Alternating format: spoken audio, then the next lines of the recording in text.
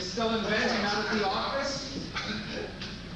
Honey, I didn't recognize your voice. I didn't recognize your voice either. Sit down.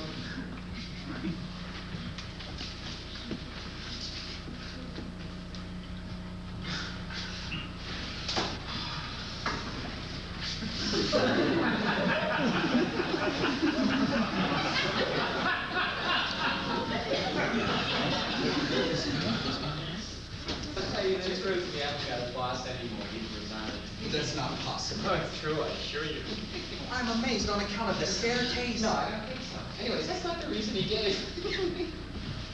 Yeah, well, what is it? What got into it? He's retiring into the country. Yeah, but he's not old enough. He might have been editor-in-chief.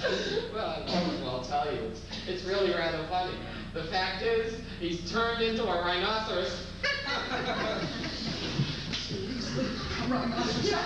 Impossible, I don't believe it. I do not think that is funny. Now, why didn't you tell me that before? Well, you know you have no sense of humor. I didn't want to tell you. I didn't want to tell you because I knew you wouldn't see the funny side. That would upset you. I know how impressionable you are.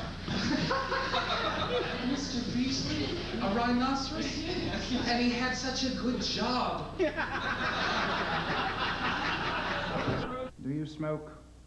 Well, yes, I must admit I smoke. I'm glad to hear it.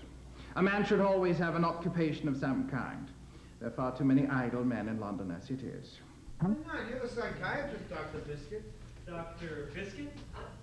Just ignore him. It was a stupid nickname I had when I was a kid. Oh, Lorraine, come on. It's cute. It's adorable. It's pointy. Guess what happened now? Yeah. No. Try and guess, yeah. I can't. Go ahead, guess. You finally found a brain and the lion and the Tin Man went home. No. No. It's Todd Ambers. Todd Ambers over in South Divide. He was coming home with a bag of groceries, and the bag broke. Broke right open. Milk, everything spread out all over the pavement. There was milk, apples, bread, whole wheat bread, sandwiches, butter, candy.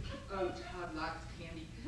Candy, bread, everything. It was such a mess that people remarked to see it. Now, Pastor Mr. was there, Todd Riley, and Bolly Calhoun, Spitz Belanger, Mrs. Poison saw it. Paper bag it was. Brown paper bag. You know what kind you get at the grocery store? You never seen such a mess. No, but Lorraine has, though, haven't you, honey?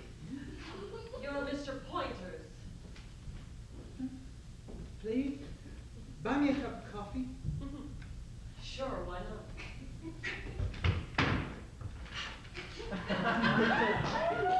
And that lady Sue finally got her library card. You believe it? She's just getting it now. Ricky Zickel's dog, he was run over by a bicycle, but he's not hurt. And they know who was driving at the time because he was wearing a bag over his head.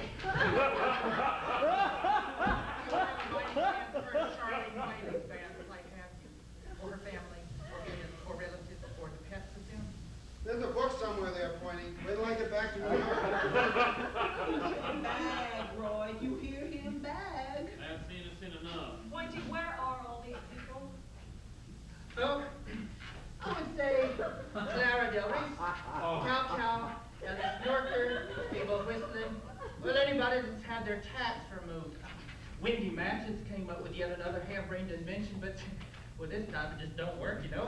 Don't by any chance say nothing correctly there now, Pointy. Bag, nothing. Just stay mistaken, please. Oh, calm down, sit down. I gotta say, Zale Godet is without a doubt the best pastry baker ever to pass her ways across the chops of this here speaker's talking machine. Are you taking notes? This is your second book right here. Pale Friday died. He got a brain chill, they say. Had a big empty cavity in his head. He must have let a draft in. Should have had the damn thing filled. Could have worn a hat, but a great place to carry his bowling ball. Can you imagine this guy on the talk show circuit? Yeah. Virgil Darcy moved over to Self Divide. He packed up his bags and moved out permanently this time. No more Rudy Tooty, no more Dubba Dubba, so he said. But you know Virgil. Do you know Virgil? Boy, if you could only talk, the things you could tell. Pointy's a name. 20 pointers they call me. Do you know why they call me that? Why they call me Pointy? Because your head like a point. I'd like to know why, Pointy. Because I'm always pointing things out to people. See, I very rarely, if ever, actually point to things. I seldom physical point to objects, to people. But I point things out, like toast de chablis, getting a splinter from an apple. An apple reminds you, an axle to barber, all coiled up like a scorpion, just sleeping and waiting. No! Rumble lessons are over.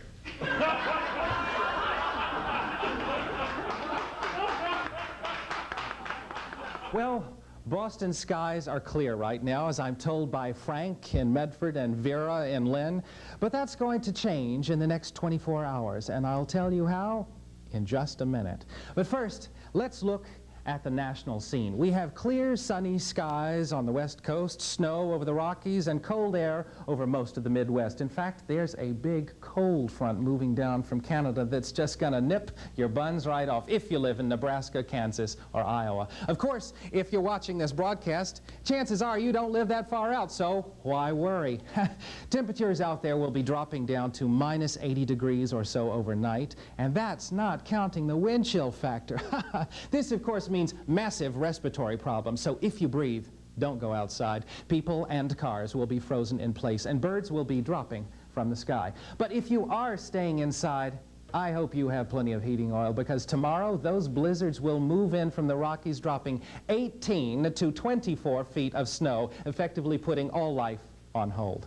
Midwest temperatures tomorrow will dip into the low 200s below, becoming colder at night. Now, the satellite photo shows why all this is happening. We have a depression in the jet stream, which is being caused by an unusual amount of atmospheric activity over the northern polar region. That seems to be due to our current planetary alignment with Jupiter and Uranus, which only occurs every 340,000 years. Now, this alignment results in an added gravitational pull of ions coming to us from the sun. So, what does this mean for us in Boston? Well, some precipitation could be in our immediate future.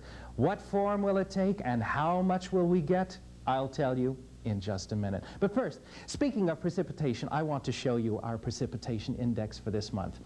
Pretty normal in Boston, just 2% above the average for this time of year. Bangor, Maine got 4% above average. Manchester, New Hampshire, 2%. Providence, a little jump there, 112%. But otherwise, a normal month in New England. Well, now, here's my forecast for Boston, and this exact weather forecast is sponsored by Madame Olga's House of Magic, maker of tarot cards, talismans, and crystal balls since the Dark Ages.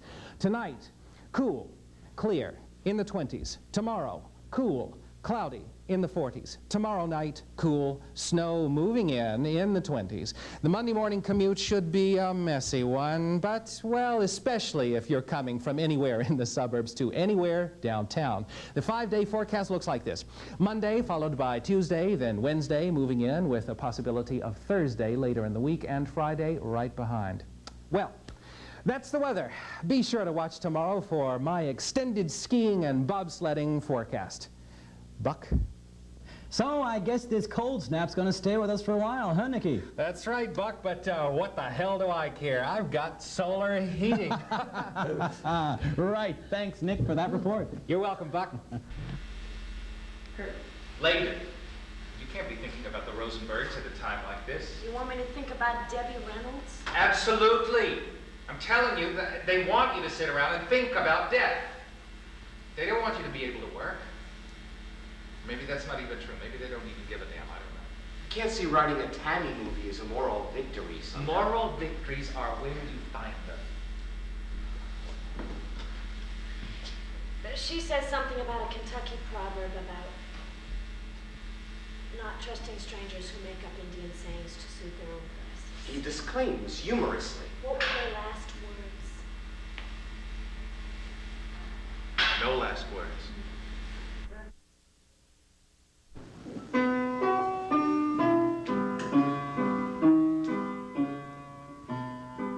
Victor, don't be a tease.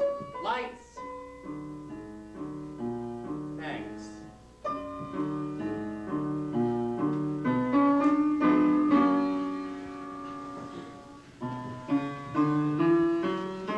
Streets of Berlin, I must leave you soon. Will you forget me? Was I ever really here? Find me a bar on the cobblestone streets where the boys are pretty. I cannot love for more than one day, but one day is enough in this city.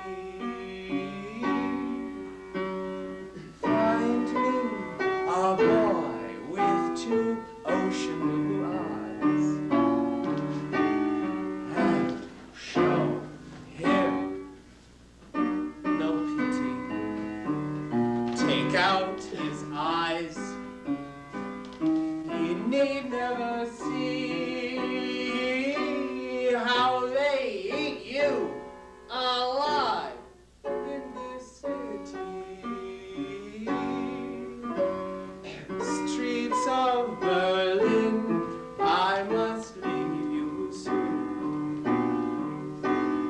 Streets of Berlin, do you care? Streets of Berlin, will you cry out if I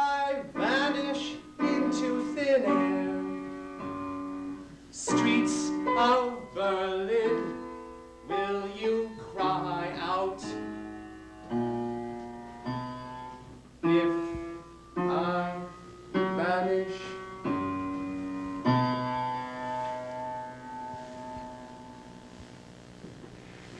Into air. Okay, Victor, at the spot.